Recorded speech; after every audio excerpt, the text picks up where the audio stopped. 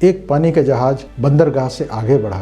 उस जहाज का कैप्टन नया था और उस कैप्टन के पास कोई रूट मैप भी नहीं था और उसे लक्ष्य का भी नहीं पता था कि पानी जहाज को कहाँ लेकर के जाना है। काफ़ी आगे जहाज को वह ले गया। उसके बाद उसने सोचा कि अब इसे किस दिशा में लेकर के जाएं, क्या सीधे सीधे लेकर के जाएं। तो वो काफ़ी देर तक सीधे चलने के बाद उसको एहसास हुआ बाई ओर की एक दिशा से एक जहाज़ आ रहा है।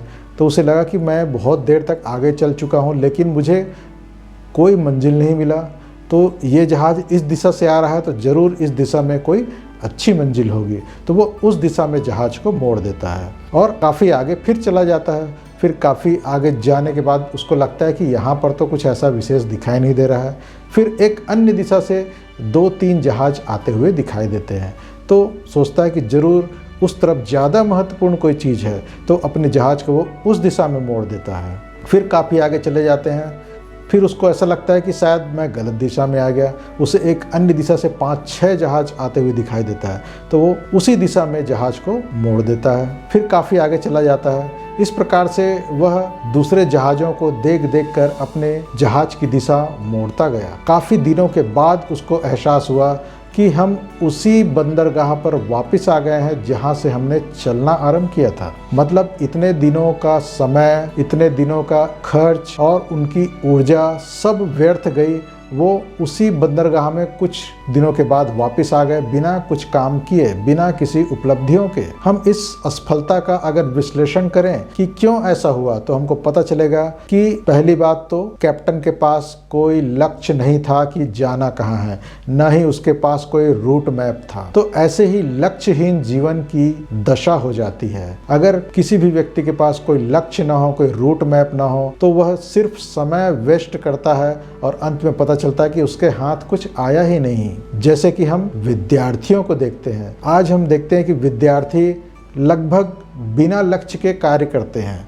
उनके पढ़ाई का कोई लक्ष्य नहीं होता। सभी को ये लगता है कि बस आगे जाकर के अच्छी जीवन जीना है तो हमें पढ़ना पड़ेगा। वो मात्र पढ़ते ही रहते हैं और क्लास दर क्लास आगे बढ़ते रहते हैं और कोई विषय ले लेते हैं, फिर कॉलेज कर लेते हैं। फिर वहाँ जाने के बाद उनको पता चलता है कि हमें तो कुछ करना आया ही नहीं, कुछ काम आया ही नहीं, न तो ज़्यादा ज्ञान हो पाया और कुछ काम करने के लिए हमको फिर से बहुत कुछ सीखना पड़ेगा। तो इस प्रकार से हम देखते हैं कि बिना लक्ष्य के जब विद्यार्थी पढ़ाई करता है तो अंत में डिग्रियों के साथ मात्र बेरोजगारी ही उसके हाथ आता है। उसके पास किसी प्रकार की स्पेशलिटी नहीं आ पाती, किसी प्रकार का अनुभव भी नहीं आ पाता और उसका पूरा समय 18 से 20 साल तक का समय प्रत्येक विद्यार्थी जो कि बिना लक्ष्य के पढ़ाई कर रहा है वह अपने जीवन का अमूल्य समय बर्बाद कर देता है। अब इसका इलाज क्या है?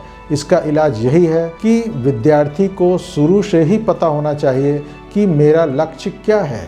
अगर विद्यार्थियों को और उनके पालकों को शुरू से ही पता चल जाए कि विद्यार्थी को इस दिशा में जाना है, ये उसका लक्ष्य है, तो उस दिशा में जाना बड़ा ही आसान होगा और उस लक्ष्य को पाना भी बड़ा ही आसान होगा। कुछ बच्चे इतने जागरूक होते हैं, इतने विशिष्ट होते हैं कि उनको पहले से ही ये आभास रहता है कि मुझे किस दिशा में बढ़ना है और वे लगातार उस दिशा में प्रयास करते रहते हैं और आगे बढ़ते रहते हैं और अपने बहुत ही ऊंचे लक्ष्य को प्राप्त भी कर लेते हैं। कुछ ऐसे भी केसेस होते हैं जिसमें कि माता पिता इतने जागरूक होते हैं कि बच्चे के जो गॉड गिफ्टेड टैलेंट है उसको समझ करके उसके हिसाब से बच्चे को पालन पोषण करते हैं और उसके करियर को दिशा देते हैं और वो भी बच्चे को सफलता के शीर्ष तक पहुंचाने में कामयाब होते हैं। पर अधिकतर माता पिता और बच्चे इस श्रेणी में नहीं आते।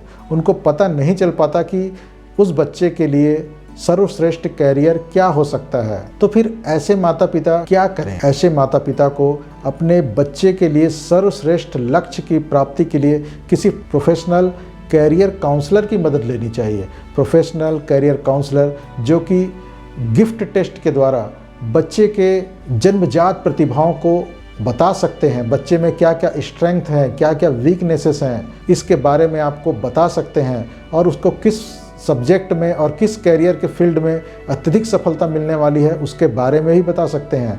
उस प्रोफेशनल कैरियर काउंसलर की मदद से आप बच्चे के जीवन का लक्ष्य बहुत ही छोटी अवस्था में भी तय कर सकते हैं और उसके दिमागी क्षमताओं के अनुसार उस तय किए गए लक्ष्य में वो बच्चा बड़ी ही तेज़ी से आगे बढ़ता है और जितने भी उस फील्ड में आने वाली बाधाएं हैं उसको पार करते जाता है और उस कैरियर की ऊंचाई को प्राप्त कर लेता है। तो इस प्रकार से लक्ष्य के निर्धारण के लिए क्या करना होता है?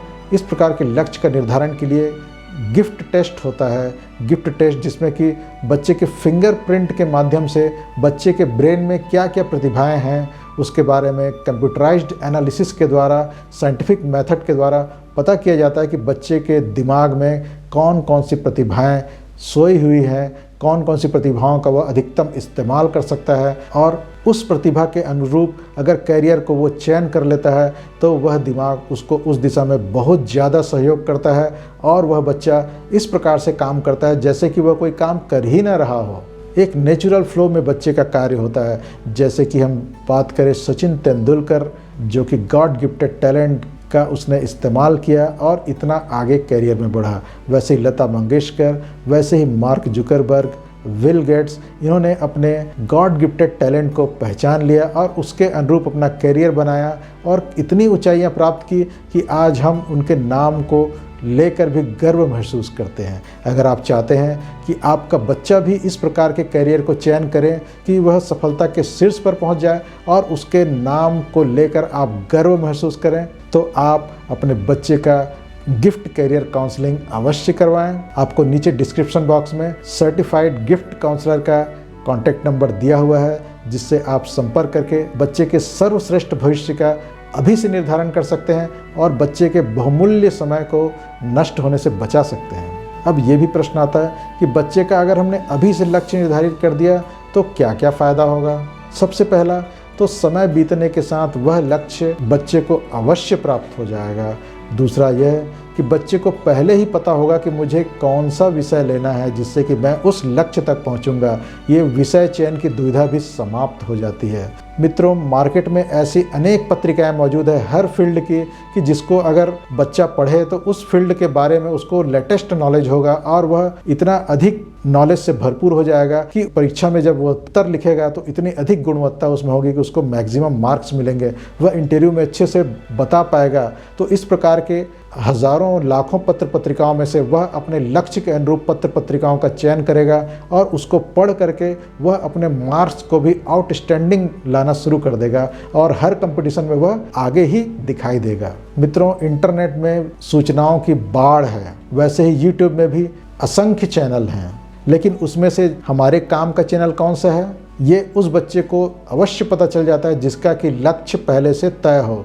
वह उसके अनुरूप यूट्यूब चैनल्स को देखेगा, उसके अनुरूप वेबसाइट्स को देखेगा और उसका इस्तेमाल करेगा, जिससे उसका नॉलेज हमेशा अपडेटेड रहेगा और वो कंपटीशन में हमेशा आगे रहेगा। और जो बच्चा बिना लक्ष्य के यूट्यूब देखता है, इंटरनेट देखता है, उसकी गति हम सब जानते हैं, वह सिर्फ मनोरंजन के लिए होता है और सिर्फ अपने समय को किल करने के लिए होता है।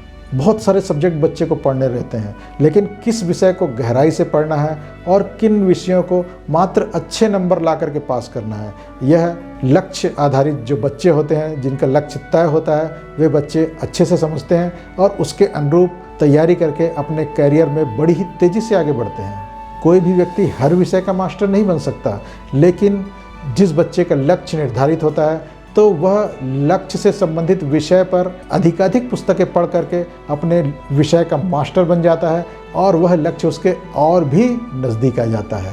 इन सभी चीज़ों को अपना करके वह व्यक्ति या वह विद्यार्थी अपने आप को इतना योग्य बना लेता है कि उसे नौकरी ढूंढने की आवश्यकता पड़ती ही नहीं, बल्कि उच्च स्तरीय नौकरियां ऐसे विद्यार्थी को ढूंढते हुए स्वयं पास आती है।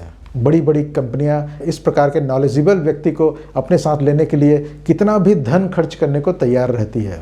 तो इसीलिए अगर आप चाहते हैं कि आपके बच्चे का करियर सेफ रहे, उसके और बच्चे का अमूल्य समय नष्ट ना हो, तो आप बच्चे का लक्ष्य निर्धारण अविलंब करवाइए। इसके लिए गिफ्ट काउंसलर की जरूर मदद लीजिए। आज के लिए इतना ही, अब हम विदा लेते हैं, मिलेंगे अगले वीडियो में, तब तक के लिए नमस्ते। अब तक आपने इस चैनल को सब्सक्राइब नहीं किया है तो उसे सब्सक्राइब कर लें ताकि आगामी वीडियो आप तक तुरंत पहुंच सकें।